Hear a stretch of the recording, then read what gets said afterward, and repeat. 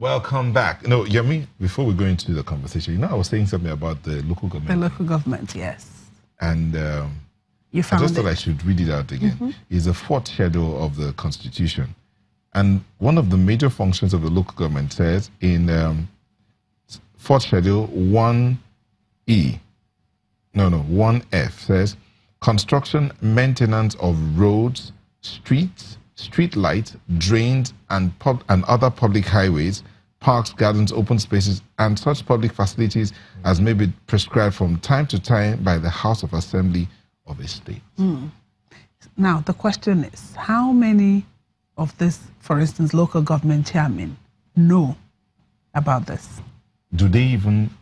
Because someone will say, they don't get enough money to even do these things. So the question is, how many of them know? How many of them are even going to say, okay, you know what?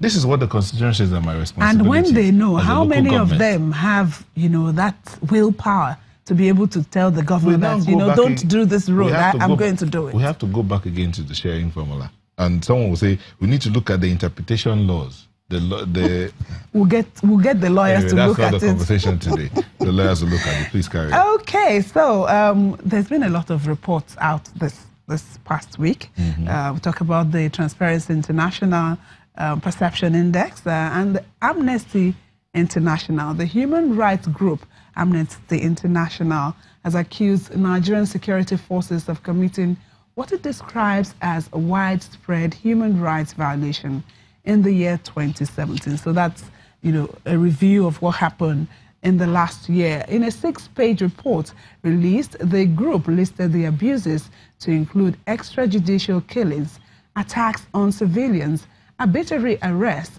and detentions, as well as attacks on the media. So, this report, what are the parameters around it? How did they, measure all of these things? We'll be looking at that this morning. And we have in the house here in Lagos, a security expert, Mr. Ona Ekomo. Thank you for joining us. Good morning, ma'am. We have a human development expert, Biodun Bamidele. Thank you also for being here. Thank you for having me. And the director, Amnesty International Nigeria, Osai Ojibo, from our Abuja studios.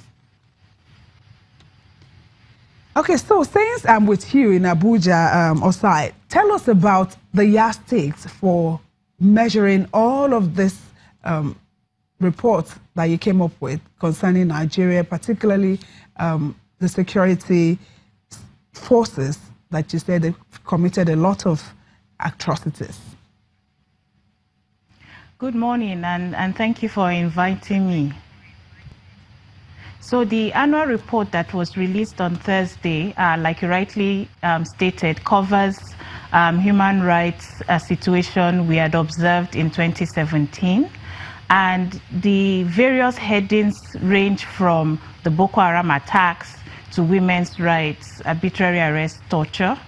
And some of the widespread violations we experienced in Nigeria in 2017 involved interventions by the military, either in the process of trying to curb the insurgency or in response to communal violence, or in order to ensure that there's some stability in various regions and various situations which we found ourselves in 2017.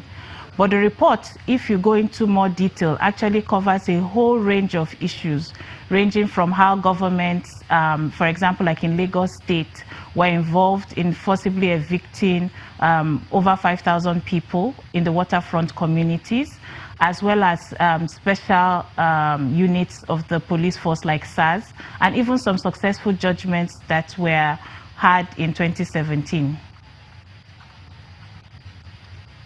Okay, the report as it is, yes, you looked at this whole, but what are the parameters for these measurements that you had? I mean, what indices did you use to arrive at the conclusions you got to?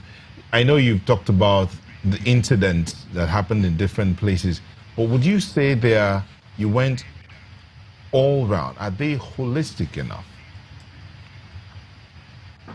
So the instances we mentioned, usually we do a mapping of the areas based on the issues we're looking at, the priorities we're looking at.